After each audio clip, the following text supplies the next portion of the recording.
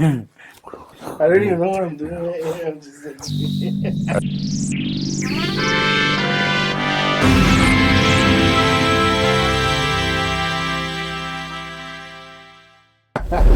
Hello, Internet, and welcome to Conserving 915, America's #1 Latinx conservative talk show. I'm Dave. El Pinche Steve is here. What's up, guys? Ruben. Angel, as you can see, is still lost. In the sauce. He's lost in the sauce. He has disappeared into the ether, and we're still trying to find him. I have next shift to go into the astral plane to see if I can retrieve him. David, it's not a D&D game. It's not Friday, bro. Dang. Well, but I hope that... D&D, right? That's the little game you play? That is! Very D&D? good, Ruben. He remembered. You want to play it as well, right? He's a grown man pretending to be wizards and guys, different... leave a comment below if you're into D&D. And if you're not, then there's something obviously wrong with you. 40K is cool, too. 40K? Oh, that's a lot of setup time. Yeah, well, that is true. And cost. But at any rate, I hope the three of us can deliver, at the very least, a percentage of what Angel brings to the table. Hopefully. So, we have here a couple of topics. We're not going to go too crazy. Talk about something different. I hear it's different, right? What's the first thing on the queue, Steve? So, from Newsbreak, we have... Oh, man. Gangs not only ones preying on migrant women. By Newsbreak. From our very own House of Texas. Boys? I don't know what the boys is doing there. Gangs not Migrant only ones women preying. / boys. Yeah, so Yeah, they're not preying on girls or men, only women and boys. El Paso, Texas Border Report. The road from Central America to the U.S. border is paved with dangers for vulnerable migrants, often traveling with children. Oh, that's why women, because it's mostly single mothers. Right? There are no young men crossing the border. At all. Right? Not at all. Not at all. According to the studies. So those guys ramming through the National Guard stuff, there were a bunch of kids? That was the boys of the single mothers. Okay. All right, so yeah, debunked. Nothing to argue there. Those dangers are not confined to rugged terrain like mountains, jungles, and large bodies of water. They also include individuals taking advantage of men and boys for their labor and women for domestic work and exploitation of Sexual exploitation. of the sexual kind.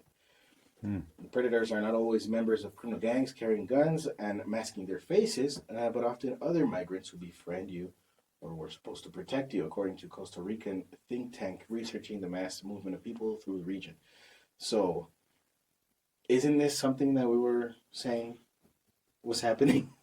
Like, Yep. you make it easy to just waltz into the U.S., you facilitate more and more of these bad actors. You just make their job easier. You make it easier to exploit people. Like it's not pobrecitos. We have to take care of them since they're here. Like pobrecitos, why do you even invite them? So they have the false hope that it's gonna be perfect once I get there, and they go through hell and high water, to get here only to be deported. That's the real cruel thing. Is why even promote that you can come here, just willy-nilly. When there's the other thing is like, if we do have this, we have Costa Rican think tank researching this, like every country that they pass through and they're not imposing any kind of control, they're just turning a blind eye. Mm-hmm. So you mean that none of those countries have any type of care towards these people? Basically, yeah. So it's all a bunch of hogwash. The cries of the Mexican government. Oh yeah. Like, I'm gonna say the injustices. the injustice. The injustice being administered, by the bad people along the way. Mm-hmm. That's the real injustice. If they would really be worried about these people, wouldn't they try to protect them? Yes, of course. Try to police them? But they don't care. But they don't care. They just went, yeah, just keep going. Just keep going. We don't want you to stay here and be our problem. So let's keep going. The evidence is that it's mostly family and friends because those are the people we trust who will do this shit, which is extra crappy. U.S.-based anthropologist and migration enforcement scholar Gabriela Sanchez. If you were contacted online or in chats. So wait. Gabriela Sanchez for sure. Is Gabriela Sanchez a white woman, right? White supremacist? Yes. Yeah, she is. She is. Okay. Skinhead. What kind of gets me is that they needed an anthropologist Yeah. to call out the obvious. The obvious thing. So what you've been saying, we're just regular guys saying the same thing, but it's still a anthropologist from a think tank. Yeah. From the U.S. Yeah. But she's an anthropologist, right? So now it's valid. She's got all the degrees, man. She's got the PhD. She's done the studies. She's seen the studies. Yeah. Paperwork. We can use a little bit of logic. Not that we're men, so that means that our brains are just superior. That's not what I'm saying at all. It's like the problem is so stupidly obvious that anybody could come to that conclusion. Women of color. This is my favorite part. Women of color from South America face discrimination, and women from Venezuela and Colombia often find hostility from Central American wives, afraid they will go after their husbands. Transgender women passing through are victims of verbal and other forms of violence, Sanchez said. Sanchez, she's from the U.S., so obviously she'll point that out. Oh my goodness, that's not the problem. So wait. The problem is that they think it's gonna be. I just as long as I get there, everything's gonna be okay. That's the problem. It shouldn't be okay because there is a process that needs to be completed. Paperwork that needs to be filled out. Permissions that need to be approved. Mm-hmm. It's not just walk in here willy nilly and then the daddy government is gonna take care of you. Also, another point. So all the other countries, they say that the United States is being very racist because we're enforcing migratory laws to ensure the safety of the people who come in and the safety who are actually living here.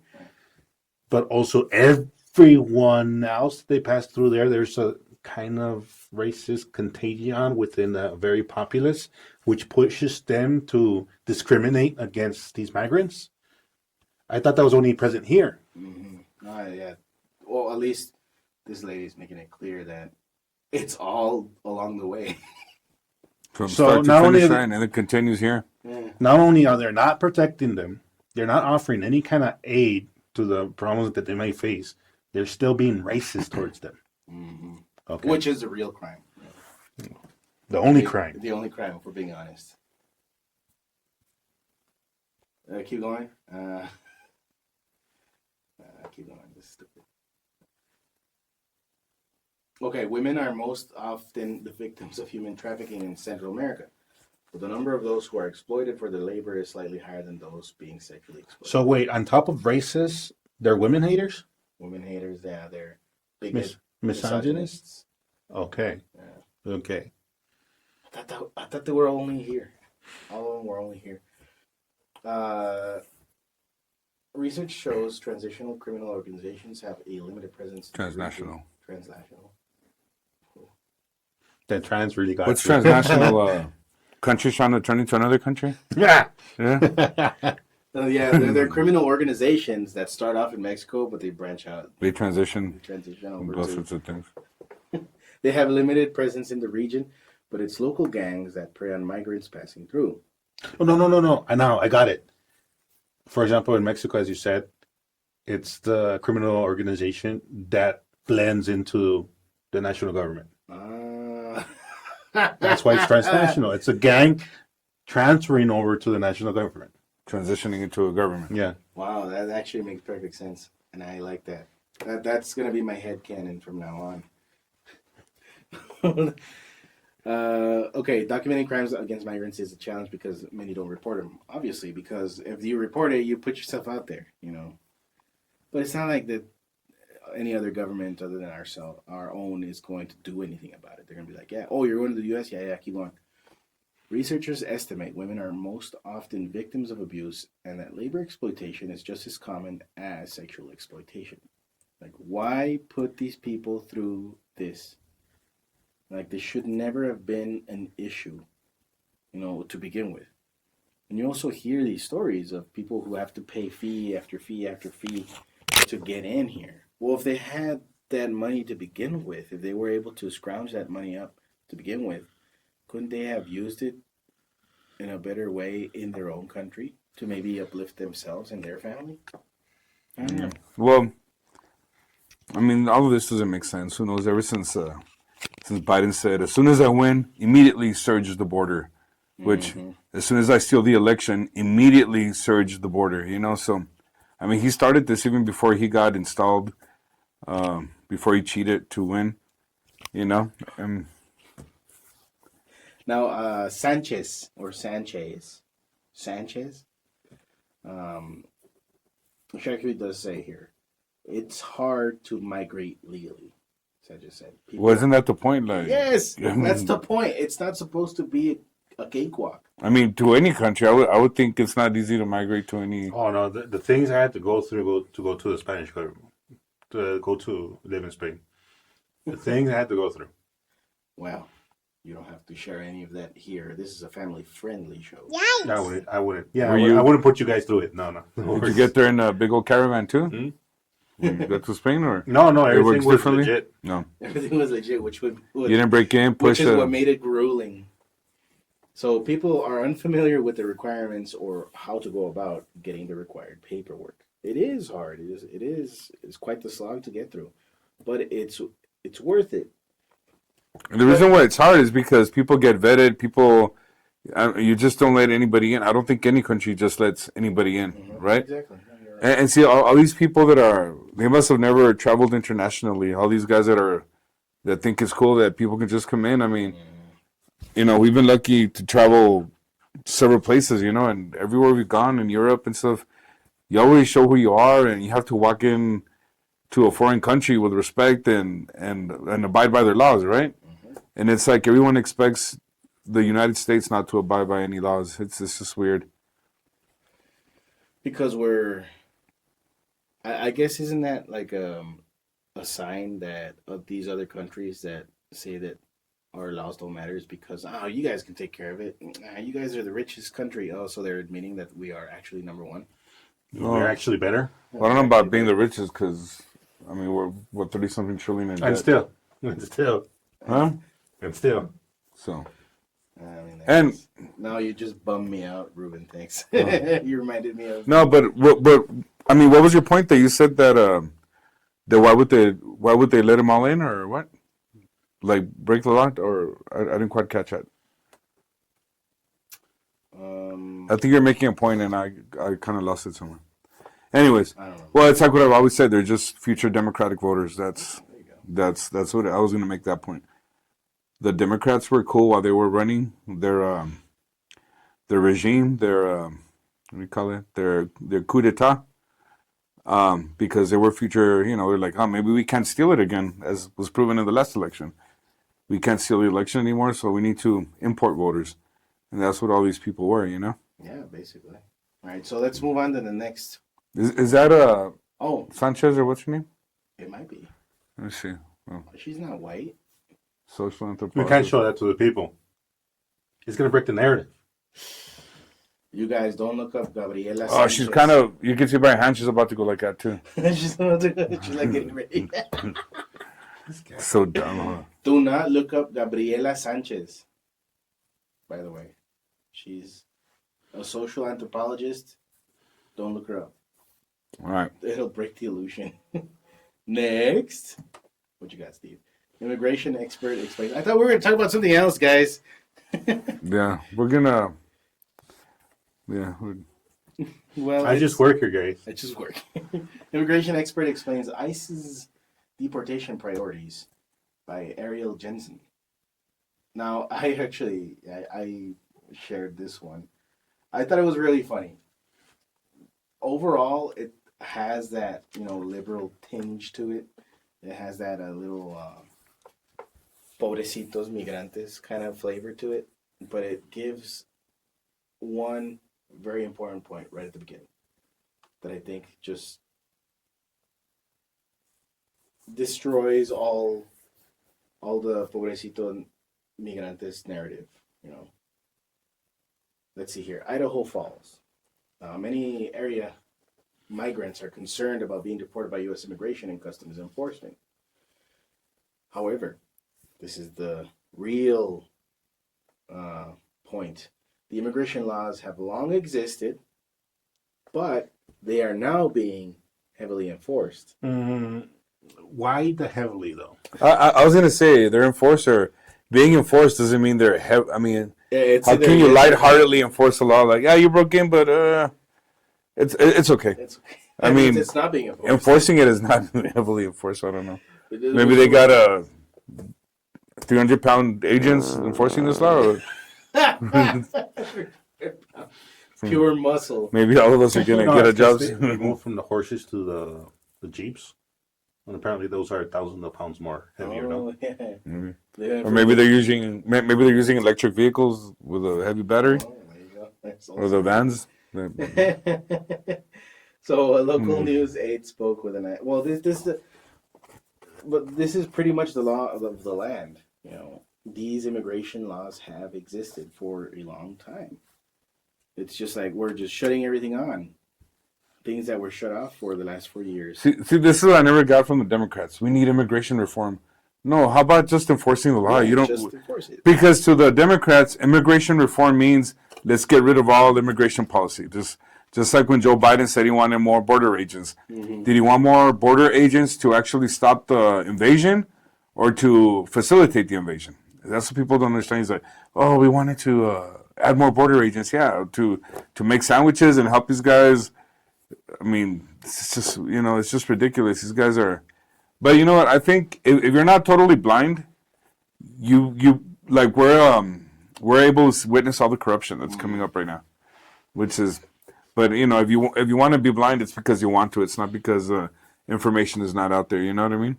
It's because you're choosing not to believe your own eyes. Well, that's the thing. It's affections. It's affections because you were told that the Democrats were the good guys all your life, from media, from lots of TV shows, from movies. It's always the Republicans that are racist, a-holes. They're the bigots. They're the, which I'm not saying all Republicans are good, but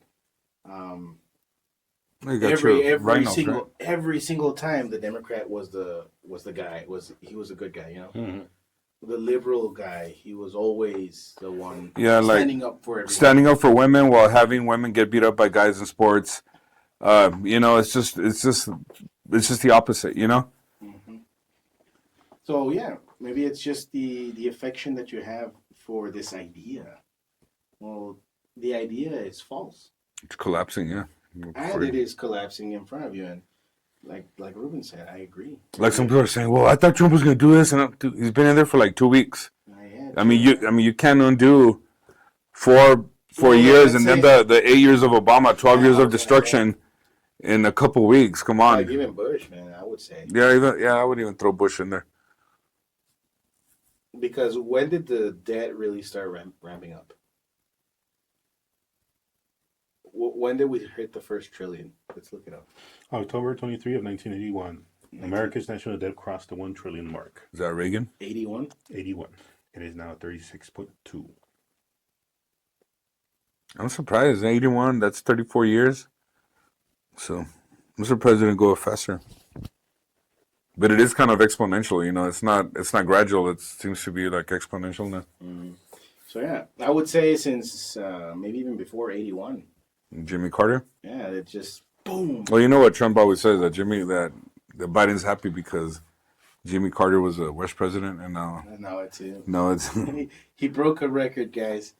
So you know what? Yeah, maybe Jimmy Carter, I would say, was the beginning of the end. So we have to turn the ship around. How long is that? Friggin' 45 years. More than 40 years of just mismanagement and I think out of all those presidents, I mean, I would say Reagan. yeah, he did But- a bunch of crap that I don't like, but he was the least worst. Nah, I would actually, compared to what we've had, I think Reagan was I mean, was I guess about he's a- because even Bush and Bush, I you know what, I voted for little Bush, and man, that guy really I mean, I learned quickly that, man, before the word rhino existed, or I don't know if it existed back then, but to me both Bushes were rhinos. yeah, the Bushes were not good. Starting wars like with with manipulated intelligence, and then what got me about Bush, and then we'll move on, when he made that whole joke about, whoop, no weapons over here, maybe under there, after so many people died, just to make a joke, turn it into a joke. I think that was sick, disgraceful, yeah. All right. One more about deportation and immigrants. Trump's military deportation flights cost more, carry fewer migrants than charters, by Jeff Abbott at the El Paso Times. So this is from the El Paso Times. Let's keep that in mind. All right. So the Trump administration's use of military aircraft for his deportation flights is costing more, while at the same time moving fewer migrants than lower-priced commercial charter flights. And he goes into breaking down the cost per person.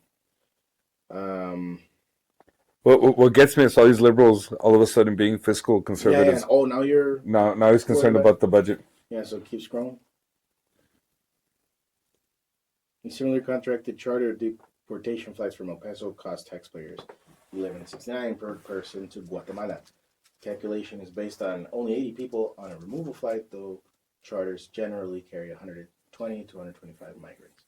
And yeah, he makes that distinction.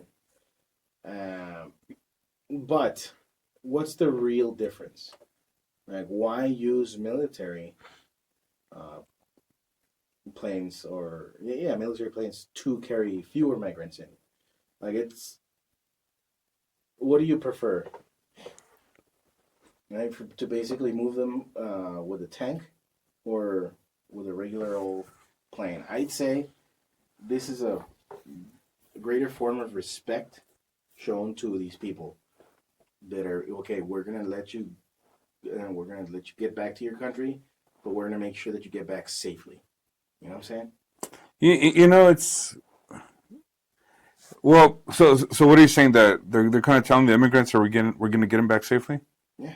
Well, to tell you the truth, yeah. I mean, you're right. Like, we're just not being dicks about it. You're like, okay, No, yeah, you no. all have to leave, and we'll make sure you get there okay. But what I was thinking is that, like, I really don't think the migrants, I mean, are they like, oh, okay, I'd rather go on a charter or a C-17 jet?